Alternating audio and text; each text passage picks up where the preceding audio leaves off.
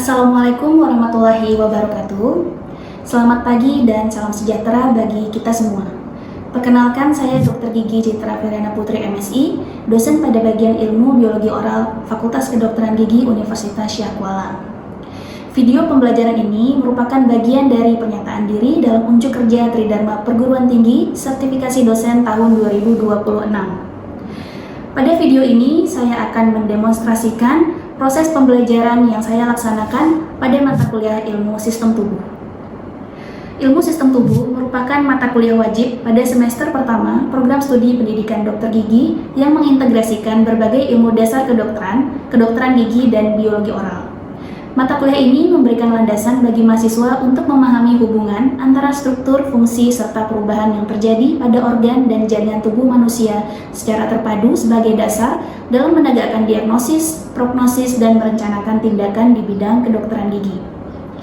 Sesuai dengan capaian pembelajaran mata kuliah, mahasiswa diharapkan mampu menjelaskan konsep teoritis ilmu biomedik, memahami konsep ilmu kedokteran praklinik, serta menjelaskan morfologi makroskopis, mikroskopis, dan fungsi organ penyusun sistem tubuh secara terpadu. Dalam proses pembelajaran, saya menerapkan pendekatan student-centered learning melalui kombinasi kuliah interaktif, diskusi kelompok, dan pembelajaran berbasis kasus atau case-based learning. Melalui pendekatan tersebut, mahasiswa didorong untuk aktif berdiskusi, berpikir kritis, menganalisis suatu masalah, serta menghubungkan konsep dasar dengan penerapannya pada kasus di bidang kedokteran gigi. Evaluasi pembelajaran dilakukan secara berkelanjutan melalui partisipasi mahasiswa dalam diskusi, penugasan, kuis, dan ujian yang mengukur capaian pembelajaran yang telah ditetapkan. Pada video pembelajaran ini, materi yang akan dibahas adalah neoplasma, yaitu salah satu bahan kajian dalam mata kuliah Ilmu Sistem Tubuh. Melalui materi ini, mahasiswa akan mempelajari konsep dasar neoplasma, mekanisme pertumbuhan sel yang tidak terkontrol, karakteristik neoplasma jinak dan ganas, serta relevansinya dalam memahami berbagai penyakit termasuk neoplasma yang dapat dijumpai pada rongga mulut. Demikian pengantar pembelajaran ini. Selanjutnya saya akan mulai proses pembelajaran bersama mahasiswa. Terima kasih. Wassalamualaikum warahmatullahi wabarakatuh. Bismillahirrahmanirrahim. Assalamualaikum warahmatullahi wabarakatuh. Waalaikumsalam warahmatullahi wabarakatuh. Selamat pagi semuanya. Hari ini gimana kabarnya? Baik. Kuat semangat. Kuat sekali. Hari ini gimana kabarnya? Baik. Enggak kompak ya dokternya. Oke. Jadi hari ini saya senang sekali bisa ketemu lagi dengan kalian untuk materi kuliah kita hari ini. Dengan mata kuliah kita adalah Ilmu Sistem Tubuh, ya. Dan hari ini materi kita adalah tentang neoplasma, ya. Nah, sebelum kita memulai pembelajaran hari ini, baiknya kita mulai dengan berdoa menurut kepercayaan dan keyakinan masing-masing. Berdoa dimulai. Berdoa selesai. Oke, baik. Hari ini materi kita adalah tentang neoplasma. Ada yang sudah pernah dengar tentang neoplasma? Sudah. Ya, ada yang sudah, ada yang belum, ya. Oke, jadi nanti pada akhir pembelajaran, ya, capaian pembelajaran yang harus kalian bisa adalah yang pertama, menjelaskan apa itu neoplasma, kemudian membedakan tumor jinak dan tumor ganas, lalu menjelaskan mekanisme kenapa bisa terjadi neoplasma, kemudian menghubungkan dengan kanker yang terjadi di rongga mulut, gitu ya. Baik. Nah, coba perhatikan video ini. Oke, menurut kalian, dari video yang ada di depan, apa yang tampak tidak normal? Ada yang bisa jelaskan? Oke, silakan. Itu ada perbedaan dari struktur lidahnya orang tersebut. Jadi struktur, seperti yang kita tahu, struktur lidah itu pertama warnanya itu berwarna pink atau merah muda. Lalu ukurannya itu juga proporsional dan bentuknya itu juga simetris. Tetapi pada video ini terdapat perbedaan warna pada sisi sebelahnya, yaitu berwarna coklat dan juga ada rambut-rambutnya. Lalu juga ukurannya itu besar sebelah dan bentuknya itu juga asimetris. Baik, terima kasih Larissa. Tepuk tangan dulu untuk Larissa. Ya, jadi benar ya yang Larissa sebutkan bahwa dari video yang bisa kita lihat di bagian lidahnya itu ada yang tidak normal. Jadi harusnya dia warnanya pink, tapi warnanya lebih gelap yang sebelah kanan ya. Kemudian ukurannya juga lebih besar dan ini sudah sedikit ada keterbatasan pergerakan lidah. Oke, artinya di situ kita bisa lihat bahwa ada sesuatu yang tidak normal tumbuh di lidahnya. Oke. Kemudian berikutnya, nah dari gambar ini, kira-kira gambar ini gambar apa? Ini gambar langit-langit atau palatung. Yang sebelah kiri itu gambar bagian bibir. Di situ ada kelainan ya dari situ. Nah, ada yang bisa jelasin nggak kira-kira kenapa kondisi ini bisa terjadi? Izin menjawab dokter. Jadi dari pertanyaan mengapa kondisi tidak normal pada gambar tersebut itu terjadi. Jadi perlu kita ketahui bahwasanya gambar sebelah kiri itu adalah pada bagian palatum dan sebelah kanan itu adalah pada bagian bibir. Nama kelainannya itu adalah oral squamous cell carcinoma. Jadi pada saat awal tadi kuliah dokter menanyakan apakah di antara kami ada yang mengetahui neoplasma itu apa, saya menjawab tahu dokter. Jadi emang sebelum masuk ke kelas saya udah belajar. Jadi neoplasma itu adalah suatu kondisi di mana sel jaringan yang normal itu berubah menjadi tidak normal karena kelainan genetik atau mutasi genetik. Jadi pada gambar tersebut baik itu kiri maupun kanan itu terjadi karena adanya perubahan genetik atau mutasi genetik akibat dari paparan risiko seperti konsumsi alkohol dan juga merokok. Nah, kemudian jadi dari perubahan yang terjadi tersebut itu mengakibatkan kondisi kelainan yang dinamakan oleh oral squamous cell carcinoma. Cukup dok, Baik, terima kasih Walis atas tanggapannya, bagus sekali. Jadi dia sebelum masuk kelas sudah belajar dulu nih, harus dicontoh seperti ini. Sekali lagi dong, kasih applause-nya. Nah, ini kira-kira konsep bagaimana sih sel normal itu dari normal berubah menjadi kanker atau sebutannya neoplasma tadi. Ya. Nah, awalnya sel normal itu ya pertumbuhan dan pembelahannya terkontrol, perbaikan DNA yang baik ya, kemudian apoptosis bekerja normal. Nah, tiba-tiba dari sel normal ini terkena faktor-faktor yang tadi. Karena kena faktor yang tadi terjadilah perubahan genetik dan epigenetiknya, sehingga sel yang mengalami mutasi genetik mengalami perubahan, misalnya di siklus selnya. Siklus sel itu kan yang mengatur pembelahan sel. Nah, itu yang terjadi perubahan. Nah, karena ada perubahan di genetik, akhirnya sifat sel tadi akan berubah, sehingga dia menjadi neoplasma. Nah, ketika neoplasma itu masih berada di jaringan sekitar saja, ya, itu artinya dia belum disebut ganas. Ketika dia sudah menyebar ke jaringan lain atau organ lain, baru disebut malignan atau neoplasma ganas. Ya, berikutnya. Jadi kesimpulannya kita bisa mendefinisikan bahwa neoplasma adalah kumpulan sel abnormal yang terbentuk oleh sel-sel yang tumbuh terus-menerus, tidak terbatas, tidak terkoordinasi dengan jaringan tubuh, dan tidak berguna bagi tubuh. Jadi sebenarnya dia tidak berguna, tapi karena dia tidak ada yang mengaturnya sehingga dia kelewatan batas. Ya. Oke, neoplasma terjadi akibat akumulasi perubahan genetik dan epigenetik yang menyebabkan sel tubuh tidak terkendali. Sampai sini paham? Berikutnya. Nah, ini adalah klasifikasi dari neoplasma, ada yang jinak dan ada yang ganas. Kira-kira ini adalah ciri-cirinya. Misalnya yang jinak itu tumbuhnya lambat, tidak menyebar ke bagian tubuh lainnya. Seperti yang saya sebutkan tadi, dia tumbuhnya perlahan. Misalnya dalam kurun waktu sekitar beberapa tahun. Misalnya kita ada pembengkakan di daerah lidah misalnya. Tapi besarnya itu rentang waktu 3 tahun, 4 tahun, ukurannya masih segitu-gitu aja. Ya, bisa jadi itu masuk yang jinak. Kemudian biasanya memiliki batas yang jelas dari jaringan sekitarnya. Ingat video yang awal tadi kita putar? Kamu bisa lihat batasnya jelas, artinya dia masih terlokalisir di situ, sehingga dia masih kategori yang jinak. Ya, kemudian kalau yang ganas yang seperti apa? Tumbuhnya cepat. Artinya kurun waktunya bisa dalam beberapa bulan. Dari yang awalnya dia hanya ada di lidah, ukurannya kecil, kemudian bulan depan langsung membesar. Awalnya seukuran gigi molar mungkin, kemudian bulan depan sudah penuh setengah lidah. Kemudian bulan depannya lagi lidahnya udah nggak bisa bergerak. Artinya itu ciri-ciri neoplasma yang ganas. Ya, jadi dari tumbuhnya cepat dan cepat menyebar ke tubuh lainnya. Biasanya ketika ada tanda-tanda pertumbuhan yang cepat dari pembesaran suatu jaringan, biasa dokter langsung menyarankan fototoraks untuk melihat apakah ada menyebar sel kanker di bagian dada. Nah, kalau dia sudah ada berarti dia sudah metastasis, sudah ganas. Ya, berikutnya. Nah, kenapa hal ini bisa terjadi? Nah, ternyata ada beberapa faktor yang dapat menyebabkan perubahan dari sel tersebut, dari pembelahannya, ya, dari kelainan kematian selnya. Yang pertama itu bisa karena rokok. Yang kedua karena infeksi virus, bisa human papillomavirus atau HPV, bisa Ebola virus, ya. Kemudian bisa kena paparan sinar UV, kemudian dari bahan kimia karsinogenik, faktor genetik, dan gaya hidup. Nah, dari semua faktor ini ternyata dia bisa menyebabkan perubahan pada gen kita, atau yang sering kita kenal dengan mutasi genetik.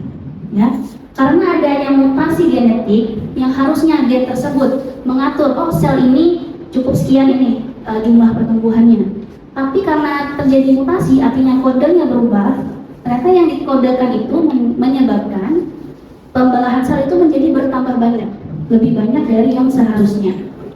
Ya, sama seperti kalau dari faktor ini yang mana yang sering kita temukan sehari-hari?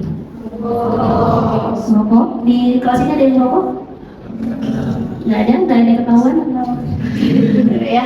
Oke, kemudian paparan sinar UV. Kita termasuk daerah yang panas ya? Pakai sunscreen nggak? Ada yang pakai, ada yang nggak? Yang cowok pakai nggak? Enggak. Oke, kemudian bahan kimia karsinogenik, skincare, pakai nggak? Nah, itu hati-hati juga. Ada bahan-bahan skincare kita kadang dia kan bahan kimia tuh bisa memicu terjadinya atau sebutannya karsinogen, dia memicu terjadinya kanker ya. Kemudian ada faktor genetik, memang sudah keturunan dari mungkin ada riwayat dari orang tua kita atau dari kakek nenek kita sebelumnya gitu ya. Kemudian satu lagi gaya hidup dan pola makan. Gaya hidup jarang olahraga, kemudian apa lagi? Makannya sembarangan, makan Indomie. Nah, ini adalah 10 ciri khas sel kanker. Ya, atau bahasa Inggrisnya 10 hallmark of cancer. Ini ditemukan oleh Hanahan dan Weinberg tahun 2022. Awalnya ini hanya pertama pada saat diteliti itu cuma 6.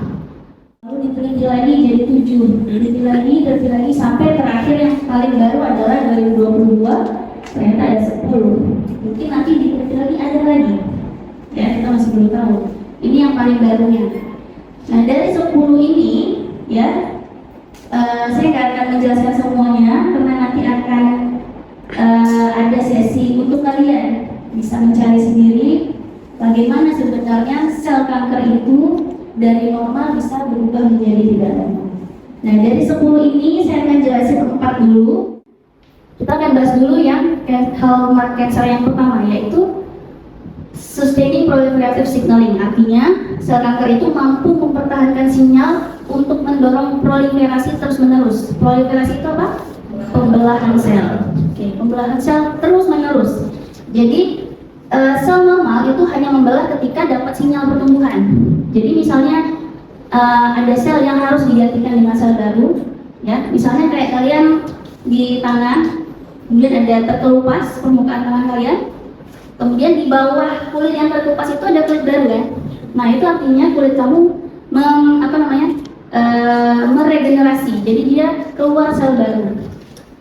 Karena dia ada sinyal untuk ngeluarin sel baru dan sel yang di atasnya menjadi mati dan terkelupas. Itu normalnya, harusnya seperti itu.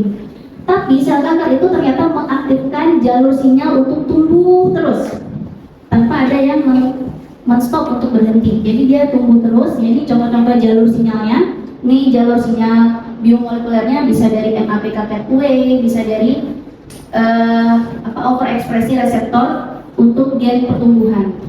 Ya. Oke, berikutnya. Oke, di sini pada saat di tahap G1, sinyal pertumbuhan itu mengaktifkan jalur G1 untuk mensintesis.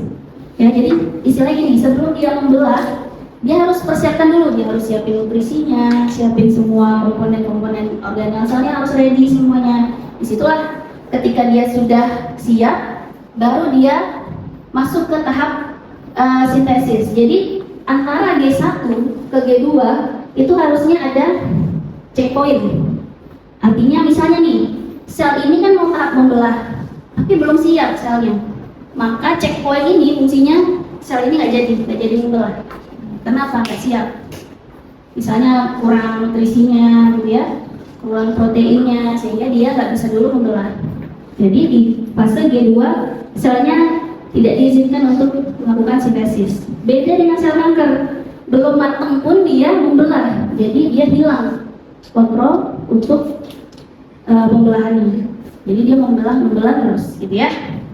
Nah kemudian dia juga hilang kontrol di checkpoint G1. Jadi antara dari mitosis menuju G2 di sini dia juga hilang kontrolnya, sehingga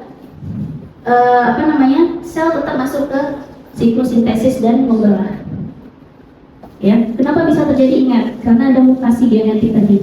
Harusnya gen tadi yang mengatur bagian sini, istilahnya gini, setiap tahap itu harus ada ceknya. Jadi kalau misalnya ini belum bisa lulus, nggak boleh lanjut ke tahap berikutnya, karena dia terjadi mutasi, maka checkpointnya itu yang terganggu. Jadi dia tidak bisa, jadi dia akhirnya membelah terus menerus ya. Nah ini adalah hal kanker yang kedua, yaitu mencegah apoptosis. Apoptosis itu adalah kematian sel yang terprogram ya. Jadi sel itu sebenarnya dia punya program untuk mematikan diri sendiri. Kenapa? Sudah tua ya, nutrisinya sudah berkurang ya. Seperti tadi sel kulit kita juga yang saya contohkan di awal, dia bisa terkelupas karena dia sudah masuk masa apoptosis. Jadi dia mematikan dirinya sendiri. Jadi kematian yang terprogram. Nah, apa yang terjadi pada sel kanker berikutnya? Yang terjadi adalah sel kanker karena dia terjadi mutasi gen, akhirnya ya di sini ada protein yang tidak aktif. Harusnya P53 ini aktif untuk tombolnya apoptosis. Tapi si kanker tadi P53-nya ini dinonaktifkan, sehingga kira-kira ada nggak yang kasih sinyal untuk mati? Nggak ada, karena P53-nya mati. Sehingga protein ini aktif semua, menganggap sel ini harus belah lagi, harus tumbuh lagi, harus hidup, nggak boleh mati-mati. Nah akhirnya sel tetap hidup. Udahlah tadi dia membelah terus, ya yang pertama, hallmark pertama, ditambah lagi hallmark kedua, nggak ada yang mematikan, berarti jumlahnya pasti berlebihan. Berikutnya,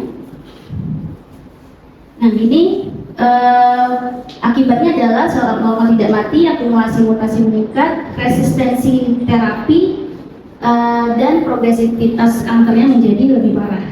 Ya. Oke, berikutnya. Nah, hallmark yang ketiga, tadi yang pertama dia membelah terus, yang kedua dia menghindari kematian, yang ketiga adalah angiogenesis atau membuat peredaran darah baru. Sebenarnya dia itu tidak punya sistem peredaran darah karena kan dia jaringan darah tumbuh. Tapi si kanker ini pandai dia bisa aktifasi jalur untuk bikin pembuluh darah baru masuk ke jaringan kanker yang dia hidupkan gitu. Supaya apa? Nutrisi yang kita makan itu masuknya ke dia, bukan ke badan kita. Nah, gimana caranya? Berikutnya. Nah, jadi ada yang namanya VEGF. VEGF itu apa? Ada tuh dekat. Vascular Endothelial Growth Factor. Artinya itu adalah proangionik atau istilahnya tombolnya lah, ya, yang untuk mengaktifkan supaya pembuluh darah itu masuk ke nyari.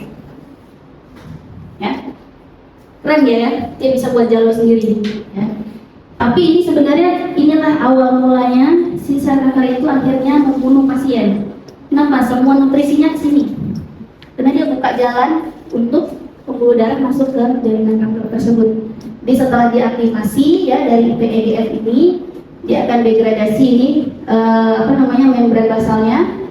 Lalu terjadilah sel endotel berproliferasi dan bermigrasi menuju sinyal di sini. Karena ada sinyalnya di sini PEGF ini, si pembuluh darah, sel endotel kan, pembuluh darah itu tepinya sel endotel kan namanya. Jadi dia menghampiri si PEGF tadi. Jadi dia tumbuhlah kembali pembuluh darah yang baru ke tempat yang sel kankernya tadi. Akhirnya sel kanker itu akan mendapatkan oksigen, nutrisi, makanan yang kita makan itu masuknya ke kanker semua. Berikutnya. Nah, ini hallmark yang keempat yaitu metastasis, ya, yaitu sudah menyebar. Kalau dikatakan sudah metastasis berarti jinak apa ganas? Sudah masuk ke ganas, ya. Oke, jadi kenapa dia bisa metastasis? Karena penyebarannya melalui darah tadi. Nah, jadi tadi kan masuk pembuluh darah. Ternyata ada sel-sel kanker itu yang ikut berenang ke dalam peredaran darah. Karena dia masuk ke dalam sistem sirkulasi darah kita, akhirnya dia menyebar ke organ lain. Untuk apa? Untuk bikin rumah yang baru. Oke, berikutnya. Nah, jadi ini kan dia pertama di lokal, misalnya di mana? Di lidah misalnya tadi ya. Dia tumbuh di situ. Kemudian kalau sampai dia sudah bikin jalur peredaran darah baru, maka pasti akan ada sel karsinoma yang masuk ke dalam pembuluh darah. Setelah dia masuk ke darah, dia kemana? Dia akan nempel mana yang dia suka. Dan setelah dia survival ke lokasi yang baru, di situ dia ngapain? Mengulang apa yang dilakukan di tempat pertama. Oke, lalu dia berkolonisasi, bikin lagi angiogenesis baru. Berikutnya. Nah, organ mana yang biasanya dia tuju? Ada paru-paru, hati, tulang, otak, adrenal, dan kelenjar getah bening. Oke, jadi pasti ini yang dicek sama dokter untuk memastikan metastasisnya. Kalau sudah metastasis, pasti dia sudah masuk ke ganas. Oke, berikutnya. Nah, sekarang kita masuk ke bagian hallmark yang lain. Tetapi saya ingin kalian berdiskusi dengan kelompok masing-masing ya. Kita akan bagi kelas ini menjadi 4 kelompok. Masing-masing kelompok diskusikan materi yang lain, yang hallmark yang lain, kemudian nanti presentasikan ke depan. Oke? Jadi sekarang coba di next dulu. Yang kita tadi sudah bahas kan, sustaining proliferative, kemudian ada resisting cell death, dan inducing vascular rate sama metastasis. Nah, yang belum dilingkari kan belum kita bahas. Nah, ini adalah tugas kalian untuk membahas materi selain ini. Oke? Silahkan diskusikan dengan kelompoknya masing-masing. Nah, di sini sel kanker mengaktifkan mekanisme yang memungkinkan mereka untuk membelah dan juga bertahan tanpa adanya batas waktu. Sedangkan kalau misalnya sel yang normal, gitu memiliki batasan jumlah dalam pembelahannya. Nah, untuk aktivasi telomerase, sel kanker seringkali mengaktifkan enzim telomerase yang memperpanjang telomer sehingga sel kanker dapat terus membelah tanpa adanya batas. Aktivasi telomerase terjadi sekitar 85-90% sel kanker. Setiap kali sel itu membelah, telomer menjadi sedikit lebih pendek pada sel normal. Pemendekan telomer akhirnya mengarah pada penghentian pembelahan sel atau kematian sel. Mengapa aktivasi telomerase menguntungkan bagi sel kanker tapi tidak bagi tubuh? Terima kasih. Karena telomerase itu kan memperpanjang telomer, sehingga sel kanker itu dapat terus membelah tanpa mengalami penuaan atau kematian sel, yaitu yang kita sebut apoptosis. Nah, untuk yang kedua, kenapa yaitu tidak untung bagi tubuh? Karena sel yang sudah mengalami mutasi itu tetap dapat hidup dan berkembang, sehingga pertumbuhan sel tidak terkendali dan meningkatkan terjadi resiko kanker. Terima kasih. Baik, terima kasih untuk kelompok 2 atas jawabannya yang tepat sekali, sesuai juga dengan materi presentasinya ya. Jadi salah satu yang membuat si cancer tadi itu susah untuk mati karena dia selalu membuat telomer itu menjadi panjang lagi. Harusnya kalau mau mati dia harus pendek-pendek, tapi karena di sel kanker dia memanjang sehingga umurnya juga ikut panjang. Ya, tepuk tangan untuk kelompok 2. Nah, jadi ternyata selain sel kanker itu menghindari apoptosis, dia juga menghindari sistem imun. Bagaimana cara sel kanker itu melakukannya? Nah, sel kanker itu dia melakukan penurunan ekspresi MHC kelas 1, di mana molekul MHC ini atau Major Histocompatibility Complex itu berfungsi untuk menampilkan fragmen protein apa yang ada di dalam sel tersebut ke permukaan sel tersebut. Jadi sel T sitotoksik ini akan mengenali sel-sel yang berbahaya dan akan langsung memusnahkannya.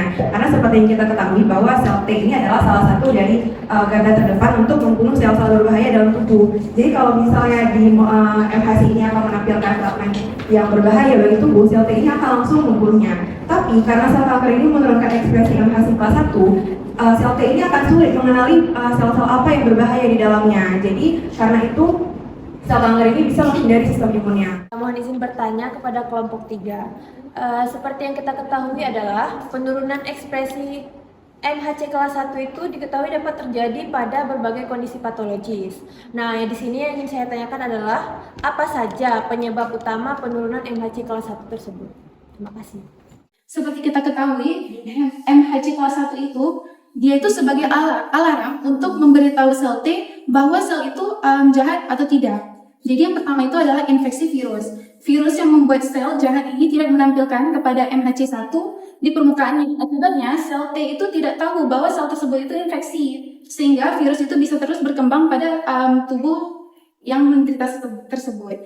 Yang kedua ada sel kanker. Sel kanker ini juga sengaja mengurangi jumlah MHC kelas 1 agar tidak dikenali oleh sel T. Dengan begitu, sel kanker ini dapat lolos dari pengawasan sistem imun dan terus tumbuh. Kesimpulannya, MHC kelas 1 ini menurunkan karena sel berusaha menghindari deteksi oleh sistem imun sehingga sel T tidak dapat mengenali dan menghancurkan sel kanker tersebut. Presentasi dan diskusinya sangat bagus sekali. Boleh sekali lagi berikan aplaus untuk kelompok 3. Jadi benar seperti yang disampaikan bahwa sel kanker ini juga menurunkan ekspresi MHC. MHC itu adalah alarmnya sel T untuk datang ke situ untuk membasmi sesuatu yang dipancarkan oleh MHC. Tapi karena MHC-nya berkurang, artinya alarmnya tidak ada. Makanya si kanker ini bisa terus tumbuh. Harusnya dia sudah dibasmi oleh sel T. Tapi karena tidak ada sinyal dari MHC tadi, maka loloslah dia dari si sel T. Jadi kita sudah membahas ada 10 hallmark cancer atau ada 10 ciri khas dari sel kanker itu ya, kita sudah bahas semua. Nah sekarang saatnya saya ingin mengetahui kalian apakah sudah paham belum dengan materi kita hari ini ya. Jadi ini adalah refleksi dari materi kita hari ini. Saya ingin melihat apakah pemahaman kita dan dengan capaian pembelajaran di awal yang sudah kita sampaikan apakah tercapai atau tidak. Ya, ada yang ingin menyampaikan refleksi materi hari ini, silahkan. Baik, siapa yang tadi duluan angkat tangan? Oke, silahkan deh. Nah, jadi di kesempatan kali ini saya akan menyampaikan refleksi singkat mengenai materi yang sudah kita pelajari dan diskusikan hari ini. Nah, jadi menurut pemahaman saya, neoplasma itu adalah kumpulan sel-sel baru yang tumbuh secara terus-menerus secara abnormal. Nah, jadi neoplasma ini bukan terjadi begitu saja, tapi ada beberapa faktor yang mempengaruhinya, seperti merokok, kemudian paparan sinar UV, paparan bahan kimia, kemudian bawaan genetik dari individu itu sendiri, kemudian yang terakhir adalah pola hidup dan pola makan yang tidak sehat. Di mana neoplasma ini kan merupakan sel abnormal. Sel normal itu kan dia awalnya dari 1 tumbuh menjadi 2, terus bertumbuh lagi menjadi 4 dan seterusnya. Dan dia itu pasti konstan atau dia itu tetap. Sedangkan kalau misalnya sel kanker atau neoplasma ini kan dia yang awalnya 1 langsung tumbuh jadi 100, langsung tumbuh jadi banyak. Dan itu tuh dipengaruhi sama faktor yang udah disebutkan sama Lasma tadi. Dan juga tadi juga ada dijelaskan tentang 10 ciri khas dari sel kanker yang awalnya dia itu sel normal, namun karena adanya yang membuat dia teraktivasi menjadi sel neoplasma, terus dia juga yang harusnya sel itu mati, cuman karena ada si sel ini dia menghapus si fitur untuk kematian sel tersebut, terus dia juga membentuk pembuluh darah yang baru sampai akhirnya dia menjadi sel kanker yang lebih ganas. Jadi kita hari ini sudah belajar ya, bagus sekali hari ini. Saya sangat senang dengan antusias kelas ini, semuanya berpartisipasi aktif ya, semua capaian pembelajaran tercapai ya. Tapi ada satu lagi, masih ada PR evaluasi atau post test ya. Setelah ini kerjakan post testnya, silakan kerjakan di rumah. Kumpulkan paling telat jam 6 sore. Untuk perhatiannya semua hari ini, dengan berakhirnya kelas hari ini, sebelum kita tutup, kita berdoa dulu. Semoga ilmu yang sudah kita dapatkan bisa bermanfaat. Assalamualaikum warahmatullahi wabarakatuh.